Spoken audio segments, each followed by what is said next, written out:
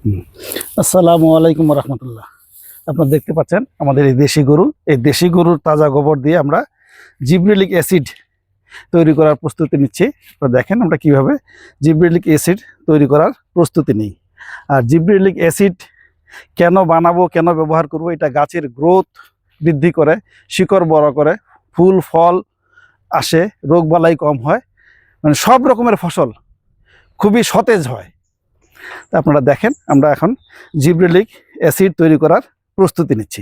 আজকে এটা শুরু করলাম, এটা কিন্তু কার্যক্রম শেষ হবে কমপক্ষে 6 মাস পরে।